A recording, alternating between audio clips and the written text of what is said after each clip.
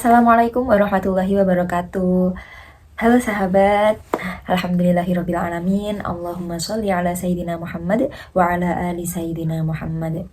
Senang sekali sahabat kita bisa bertemu dalam kesempatan yang singkat ini sesuai dengan yang kita lakukan sekarang, yaitu berpuasa dalam bulan suci, bulan istimewa puasa Ramadan. Hari ini kita juga akan membahas tentang sekitar puasa Ramadan, tapi kita tidak akan membahas tentang amalan-amalan, faidah, kemudian pahala dan lain-lainnya. Kita tidak akan bahas itu sahabat, karena hari ini kita akan membahas tentang hal yang paling mendasar dari puasa Ramadan, yaitu sejarah puasa Ramadan. Ayo di sini sahabat, ada nggak sih yang kepikiran atau yang sempat terbesit dalam hatinya, sebenarnya sejak kapan sih puasa Ramadan itu ada? Dan apakah puasa Ramadan ini sejak awal diperintahkannya puasa itu sudah seperti sekarang tata caranya? Nah, hari ini kita akan mengupas tuntas tentang sejarah puasa Ramadan itu. Oke, langsung saja sahabat, untuk mempersingkat waktu. Puasa sesuai dengan perintah puasa Ramadan, yaitu surah Al-Baqarah ayat 183 yang berbunyi, Bismillahirrahmanirrahim, Ya ayyuhalladzina amanu kutiba alaikumusyamu kama kutiba alal ladzina min qablikum la'allakum tattaqun. Wahai orang-orang yang beriman, berpuasalah kamu seperti orang-orang sebelum kamu. Jadi dalam ayat tersebut itu sudah diperintahkannya puasa seperti kaum-kaum terdahulu. Jadi zaman sebelum Rasulullah itu sudah ada syariat puasa sahabat. Tapi syariat puasanya itu berbeda-beda. Jadi ada yang ketika ada puasa selang-seling seperti pada zaman Nabi Daud, kemudian puasa Ayamul Bid ketika tanggal 13, 14, 15 tengah bulan, kemudian puasanya Nabi Musa yaitu pada 10 Muharram. Nah, ketika zamannya Rasulullah itu sangat dianjurkan untuk mengikuti puasa pada bulan 10 Muharram. Nah, ketika tahun 2 Hijriah, tepat ketika perang Badar, mulailah ayat tersebut turun bahwa diperintahkannya umat-umat Rasulullah untuk berpuasa Ramadan. Jadi puasa Ramadan itu pertama kali dilaksanakan oleh Rasulullah dan para sahabat itu ketika perang Badar. Namun dalam tata caranya itu belum seperti sekarang sahabat. Jadi dulu itu puasanya itu sejak bangun tidur, menahan diri dari segala hal yang membatalkan puasa, mulai dari bangun tidur sampai terbenamnya matahari atau waktu maghrib. Setelah waktu maghrib boleh berbuka, boleh melakukan seperti makan, minum, kemudian hal-hal yang lain yang dapat membatalkan puasa. Setelah itu sholat isya. Setelah sholat isya kok dia itu tidur, maka bangun tidurnya itu dihitung sudah puasa. Nah, zaman itu, ketika waktu itu tuh seperti itu puasanya, tidak seperti sekarang.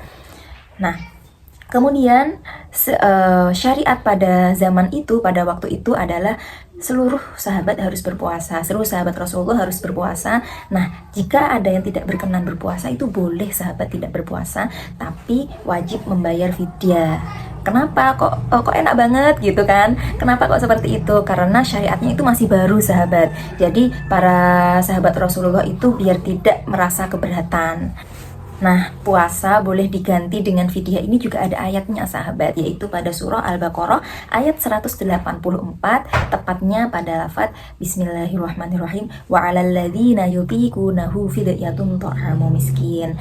Nah, bagi orang yang berat menjalankan puasa atau menjalankannya, wajib membayar fidyah atau memberi makan fakir miskin.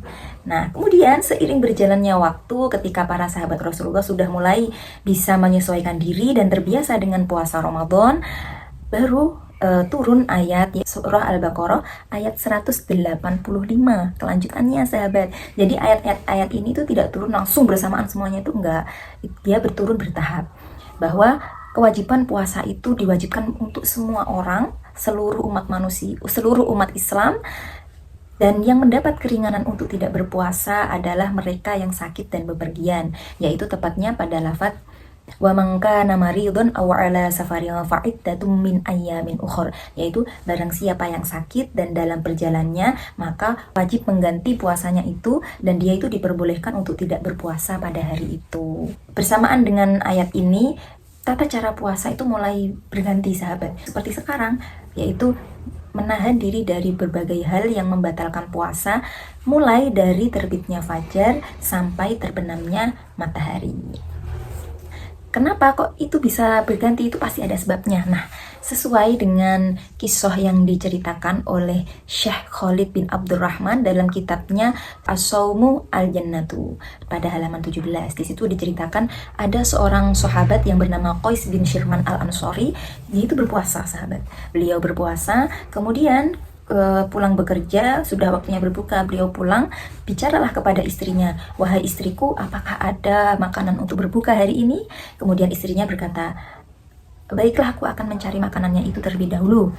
Setelah sahabat Qais ini menunggu istrinya, beliau ketiduran karena beliau kelelahan setelah bekerja. Nah, beliau ketiduran dan tidak terasa sudah keesokan harinya, sudah melewati tengah malam keesokan harinya. Kemudian beliau bangun itu istrinya juga berkata kepada Qais, "Celakalah kamu Qais, intinya itu karena kamu sudah masuk pada puasa di hari berikutnya." Nah, setelah beberapa jam setelah Qais itu bangun, sekitar mungkin siang atau sorenya itu dia pingsan karena tidak kuat. Bagaimana kuat dia itu bekerja, dan hari sebelumnya dia juga sudah tidak berbuka. Akhirnya dia pingsan, dan cerita Qais ini diceritakanlah kepada Rasulullah, sehingga muncullah tata cara puasa yang seperti sekarang ini. Hal ini juga sesuai dengan surah Al-Baqarah ayat 185, kelanjutannya yang tadi, bahwa yuridullahu bikumul yusra wala yuridu bikumul usra, bahwa Allah menghendaki kemudahan bagimu dan tidak menghendaki kesukaran atau kesulitan padamu. Masya Allah ya sahabat ya, Masya Allah, Allah itu begitu sayangnya itu kepada kita. Nah sahabat, dan cerita tentang sahabat-sahabat yang mengalami kesulitan karena tata cara puasa yang terdahulu itu, tidak hanya ceritanya Qais sahabat, ada juga ceritanya Umar bin Khattab dan sahabat-sahabat yang lain yang mungkin bisa kita ceritakan di kesempatan yang lain ya sahabat ya. Nah sahabat, perubahan tata cara dalam berpuasa ini tidak hanya dipengaruhi oleh ceritanya Qais mata, bukan. Jadi dari sahabat-sahabat yang lain juga ada kendala atau kesulitan dalam menjalankan puasa dengan tata cara tersebut. Kemudian ketika perubahan tersebut itu juga tidak serta-merta dari Rasulullah. Allah juga sudah menurunkan sesuai dengan surah Al-Baqarah ayat 187, yaitu tepatnya pada lafaz wa kulu washrabu hatta yatabayyana lakumul khaytul abyadu minal khaytil aswadi minal fajr, yang artinya makan dan minumlah hingga jelas bagimu perbedaan antara benang putih dan benang hitam, yaitu pada fajar. Benang putih itu ketika terbitnya matahari, dan benang hitam itu ketika terbenamnya matahari atau waktu maghrib. Begitu sahabat. Jadi puasa yang kita lakukan saat ini itu bersumber atau berawal dari proses yang tidak instan dan melalui tahap-tahap yang panjang. Hal ini juga bisa kita ambil bahwa begitu sayangnya Allah kepada kita, sehingga puasa didesain dan disiapkan sedemikian indahnya sahabat, sehingga seluruh umat Islam bisa menjalankan puasa tanpa ada beban sedikit pun. Begitu rahmat dan rahimnya Allah. Baik sahabat, wallahu a'lam. Terima kasih sudah menyimak cerita singkat hari ini. Mohon maaf apabila ada kekurangan dan kelebihan. Apabila ada kekurangan, boleh sekali sahabat, saya juga masih belajar. Boleh sekali masukan dan kritik dan saran dari sahabat. Ihdinas shiratal mustaqim. Terima kasih atas perhatiannya. Wallahu a'lam bishawab. Wassalamualaikum warahmatullahi wabarakatuh.